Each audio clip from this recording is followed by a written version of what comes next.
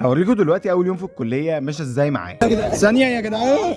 مبدئيا كده كان جالي ارق فطبقت قلت بقى يلا مش مشكله، وقمت قلت اشوف الفيلم ده وكلت جوافه عشان ما بوظش الدايت. ملتزمين بقالنا يوم اللي هو النهارده يعني. الفيلم وحش جدا محدش يشوفه. بعدين صليت الفجر وعملت قهوه وقررت بقى انزل شويه بالسكيت قبل الجامعه. ده بقى عشان ساعات في ناس مش بتشوفني وانا بالسكيت.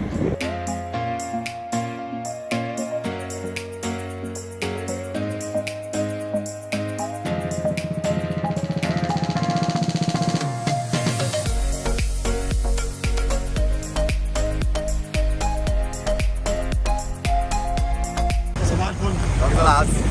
وروحت جهزت الحاجات بقى اللي هاخدها معايا وفطرت وانا مستعجل جدا عشان ما اتاخرش، بس برضه نزلت متاخر. يا جماعه بالمناسبه الشتاء الجاي ان شاء الله انا مش هجيب الا سويتشيرتين تقريبا.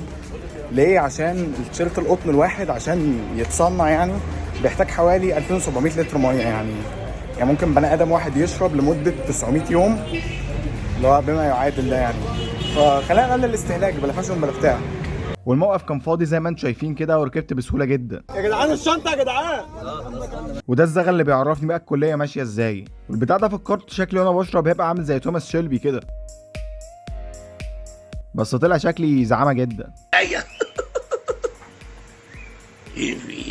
وقعدت بقى اقرا لحد ما وصلت. والسكشن بقى في الكليه كان لطيف قوي يعني لدرجه ان هم لبسونا كمامات وبلطو عشان السقعه.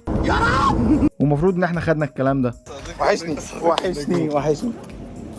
عامل ايه؟ وحشني والله. فشخ والله يا اخويا. ايه عامل ايه؟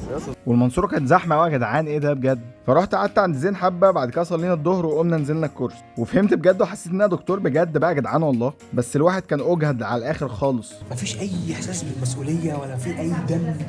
يا سلام يا دكتوره، طفي بقى النور ووطي الصوت ده حبه.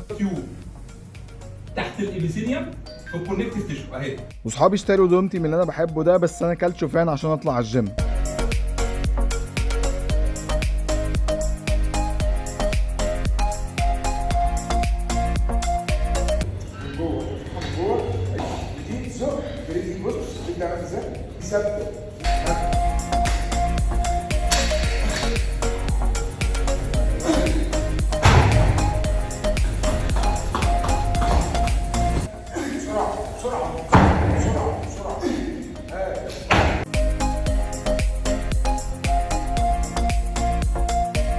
بعدين روحت عملت اكل شيف والله يا زوز.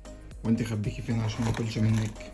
وحاولت انزل شغل المونتاج بتاعي على بيهانس وعلى خمسات وعلى كذا موقع كده، يا رب يجي لي شغل مونتاج بقى. بعدين دخلت نمت. ولو الفيديو عجبكم ما تنسوش تعملوا لايك للبيج، وهتلاقوا الانستجرام بتاعي موجود تحت لو حابين تابعوني هناك. واشوفكم تاني قريب. يلا سلام.